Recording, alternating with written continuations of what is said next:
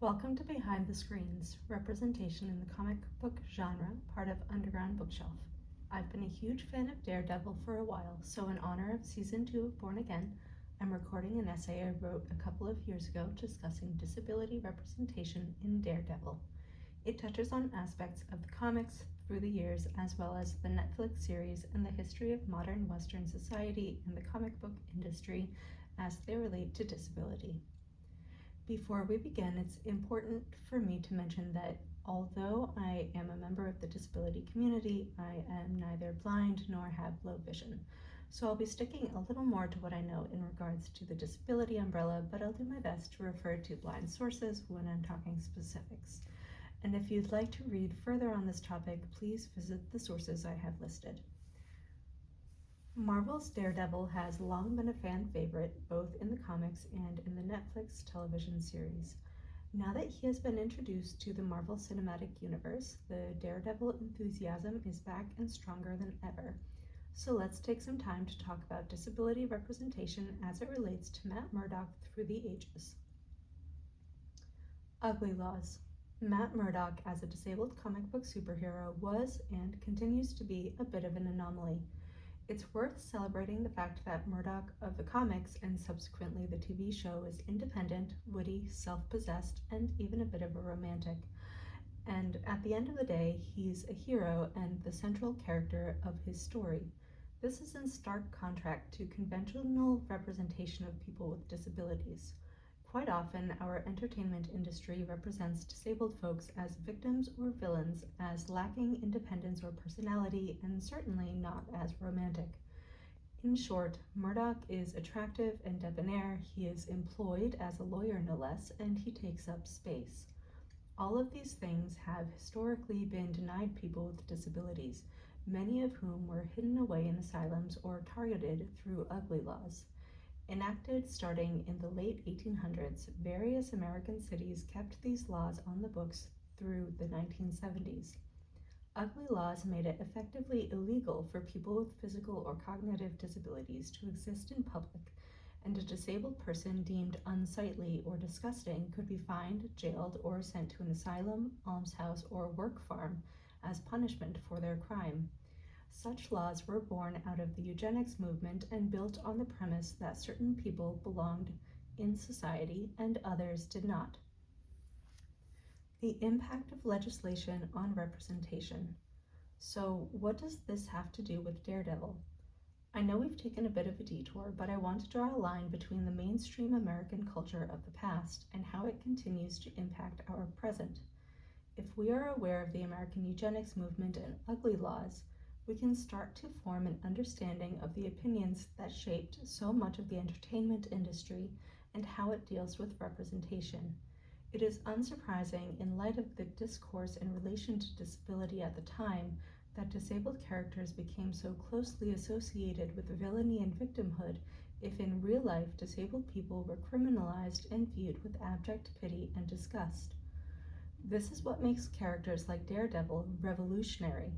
Marvel's Daredevil first appeared in 1964, a time in which ugly laws were still in effect and before the passage of Section 504 of the Rehabilitation Act in 1973, which was one of the first federal laws offering civil rights protections to people with disabilities.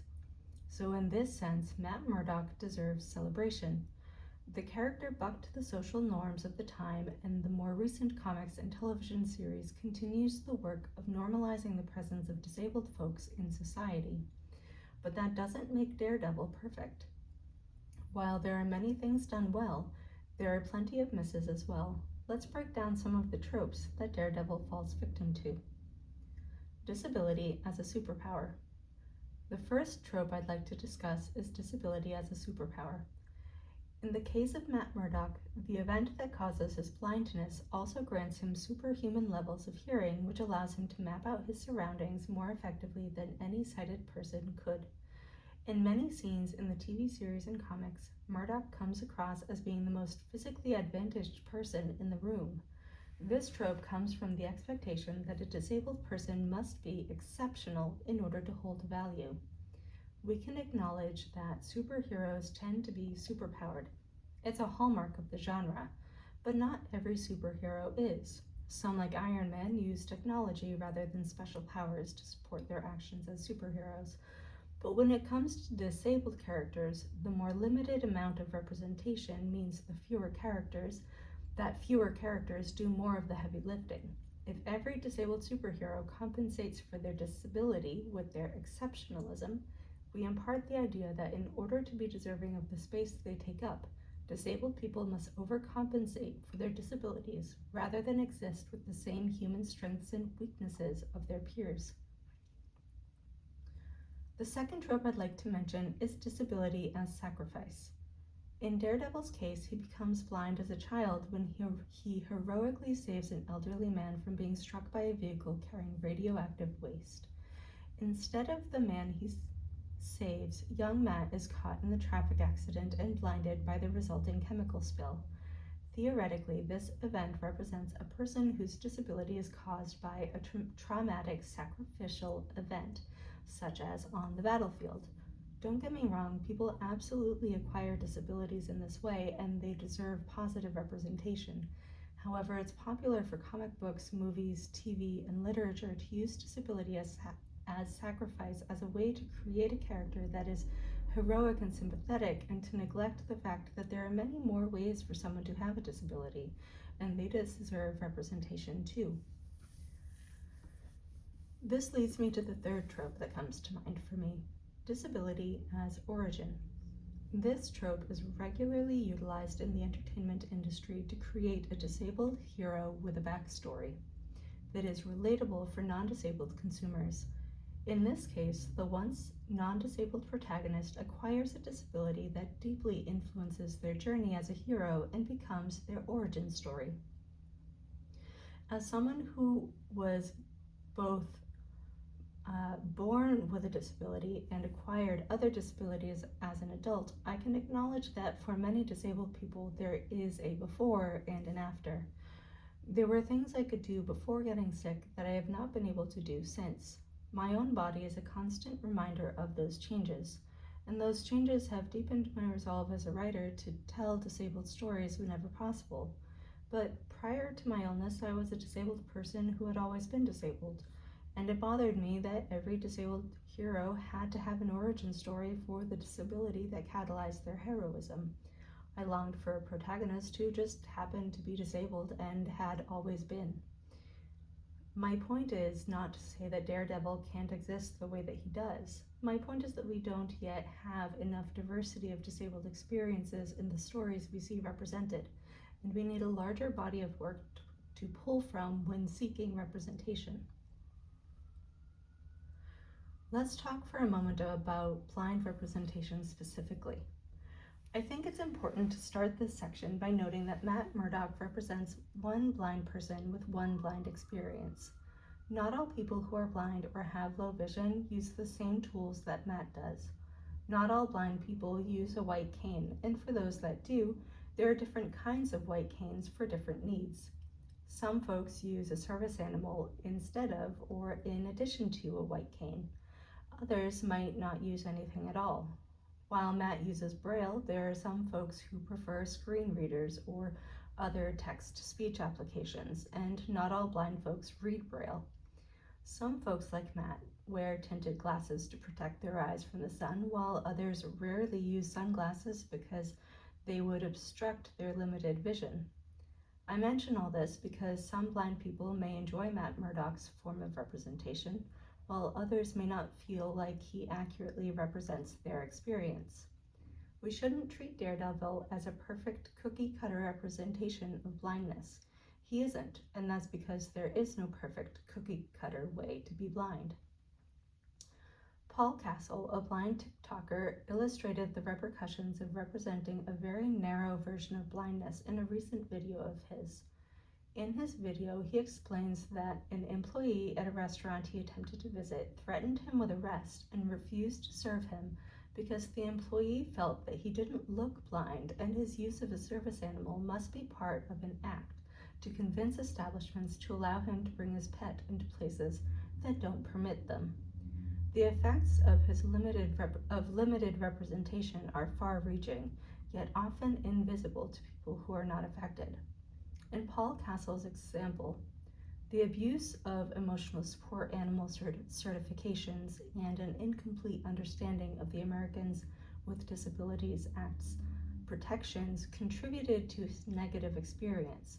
But his experience at the restaurant may have gone differently if the employee in question understood that there is no one way to be blind. They may have thought twice before expelling Castle from the restaurant in the manner that they did.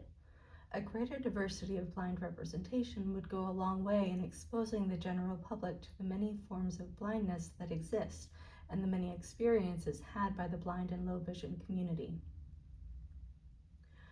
There are certain things about the TV show that I really appreciate. Matt is regularly shown reading Braille documents using screen readers and other technologies that talk to him. He has friends who casually describe the body language of other people in the room or read text aloud for his benefit. They are curious at times and might ask him questions or worry about him, but they never treat him like a burden and they never appear inconvenienced by his presence. These are all things that non-disabled people might take for granted, but for people with disabilities, having access to assistive devices and friends who respect their whole personhood can often feel like a luxury. In a world that often undervalues people with disabilities, this aspect of the TV series is refreshing and empowering. Despite these more thoughtful moments, we also see moments in this show that miss the mark. Matt Murdock's inconsistent use of his white cane is one that suggests his use of the cane is a form of cosplay. He frequently uses it when he wants the people around him to identify him as a blind man, but when he puts on his Daredevil persona, he quite literally tosses his white cane aside, sometimes into dumpsters, and acrobatically scales walls and leaps from rooftop to rooftop. Moments like this make him seem like a caricature of a blind man. This is accentuated during the infrequent occasions when other blind characters make an appearance. Whenever another blind character appears on screen, they carry the same visual cues of blindness for audiences. They wear dark glasses, they use a white cane, and they are always completely blind, despite the fact that degrees of blindness can vary from person to person. The way the series leans on these cues suggests that the creators didn't have a wider understanding of the variety that exists in the blind and low vision community and didn't seek enough input from that community when creating the series. Their representation of blindness supports this idea that among the general public that blindness must look a certain way in order for it to be real. It also reaffirms the point made by Paul Castle's experience, that if people only know one form of blindness, they may not be prepared to believe blind people who exist outside that representation. One of the other blind characters on the TV series is Stick, who serves as a mentor to Matt and teaches him how to navigate the world as a blind person. Although the show lacks variety in its representation of blindness, it is significant that the person who teaches Matt these life skills is another blind person. Who would be better to teach him than someone who has real-world experience? The fact that Stick's personality and beliefs diverge significantly from Matt's is also noteworthy. It's easier to create a model of a disabled character and recreate that model with a different name over and over again. However, in Daredevil, even though the way that Stick's blindness is represented is very similar to Matt's, they are distinctly different people who have their own perspectives and interpretations of who they are, what they are meant to do, and how they are meant to do it. It matters that these two blind men are so different from each other because it acts as a reminder that people with disabilities in general and the blind community in particular are not monoliths. Matt and Stick's interactions represent the vast diversity of thought and experiences that exist in these communities. Matt's friends, Foggy and Karen, talk about blind people touching faces to learn what someone looks like. Karen even asks Foggy to touch her face so that she can imagine what it's like to have a blind person study her this way. The scene is passed off as awkwardly romantic, but it perpetuates a long-standing myth. Blind people don't generally touch faces to learn about a person's appearance. Rather, they use voice, tone, personality, and much more to learn about the people around them. If you're interested in learning more, Blind in the City, Why We Don't Touch Faces and What We Do Instead is a great essay on this topic. I'm sure there's something that I've missed, but the last subject I'll comment on is authenticity and representation. While the television show had a blind consultant and both the comics and the TV show show greater sensitivity to the disabled experience than most, the lack of blind and otherwise disabled input does show. Truly authentic disability representation can't be achieved without input from disabled writers, performers, producers, and so forth at every level of production, publishing, and elsewhere in the entertainment industry. And the industry will continue to make missteps without that input. This isn't to say that the people who created these iterations of Daredevil aren't talented, or even that they didn't create a compelling character. At the time of its creation, the character was revolutionary, and more recent iterations of the character continue to be sympathetic, compelling, and entertaining. And also, more recently developed characters like Echo show us the next step in authentic representation. A deaf Indigenous amputee in the new Disney Plus series Echo is played by Alakwa Cox, a deaf Indigenous woman amputee, and input from each of these communities is evident throughout the miniseries. What I'm saying is that change is incremental. Daredevil was part of a movement away from the ableism of the 19th and 20th centuries. Echo is now part of a turn towards greater intersectionality and authentic representation today. Each character is a step forward. Maybe we needed one in order to have the other. Thanks for joining me. You can find more essays, resources, and reading material on Underground Bookshelf and support my work on Ko-Fi. Links are in the description below. Until next time.